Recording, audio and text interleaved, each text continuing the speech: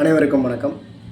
இந்த 2021க்கு அப்புறமே பார்த்திங்கன்னா வரிசையாக ஒவ்வொரு நாட்டுக்கு இடையில ஏதோ ஒரு பிரச்சனை. அதனால் ஆரம்பித்த போர் முதல்ல ஏற்கனவே பாலஸ்தீனத்துக்கும் இஸ்ரேலுக்கும் போர் வருஷக்கணக்காக நடந்துகிட்டு தான் இருக்குது. அப்பப்போ சின்ன சின்ன பிரச்சனைகள், சின்ன சின்ன சண்டைகள் நடக்கும். ஃபஸ்ட்டு இப்போது ஸ்டார்ட் பண்ணது இந்த 2021லேருந்து உக்ரைன், ரஷ்யா, அதுக்கு அடுத்ததாக சிறிய அளவில் இந்தியா பாகிஸ்தான் வார். இப்போது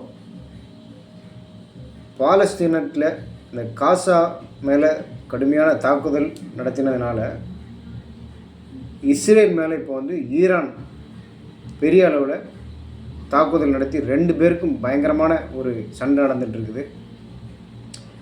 இதில் அமெரிக்கா தலையிட்டால் அமெரிக்காவு பெரிய கடுமையான விளைவுகளை சந்திக்க வேண்டியிருக்கும் அப்படின்னு சொல்லி ஈரான் அமெரிக்காவுக்கே சவால் விட்டுருக்குது.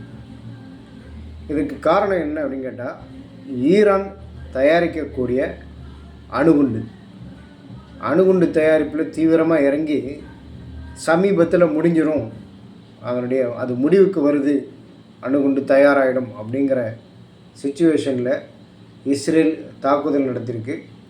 இஸ்ரேலுக்கு சப்போர்ட்டாக இப்போ அமெரிக்காவும் அதில் களம் இறங்குது. அமெரிக்கா இதில் தலையிட்டால் கடுமையான விளைவுகளை சந்திக்க வேண்டியிருக்கும் அப்படின்னு ஈரான் அமெரிக்காவுக்கு சவால் விடுது. சொல்லப்போனால் அமெரிக்கா ஒரு 4 ஃப்ளைட் அனுப்பினோன்னா ஈரான் காலி ஆகிடும். அதுதான் உண்மை. உலகத்திலே இன்றைக்கி பெரிய அளவில் இராணுவ பலம் வாய்ந்த நாடு எதுன்னு கேட்டால் அமெரிக்கா தான்.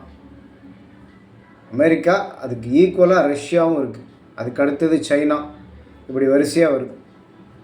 இப்படி இருக்கும்போது அமெரிக்காவுக்கு சவால் விடக்கூடிய ஒரு தைரியத்தில், எந்த தைரியத்தில் ஈரான் அமெரிக்காவுக்கு சவால் விடுது அப்படிங்கிறது ஒரு பெரிய மர்மமாகவே இருக்குது. இப்போது அதுதான் விஷயம். இன்றைக்கி உலக நாடுகள் பதறக்கூடிய ஒரு விஷயம். அப்படி ஒரு பெரிய அளவில் ஒரு வார் நடக்க ஆரம்பிச்சது அப்படின்னா ஈரான் தரமட்டமாகிடும். அதுதான் உண்மை. வாராக கண்டினியூ ஆச்சு அப்படின்னா ஈரானுக்கு சப்போர்ட்டாக நிறைய நாடுகள் வரும். அப்போது இந்த பாபா வாங்கா அப்படின்னு ஒருத்தர் சொல்லியிருக்காரு, 2025ஆம் ஆண்டு ஒரு பெரிய பேரழிவு இருக்குது அப்படின்னு சொல்லியிருக்காரு.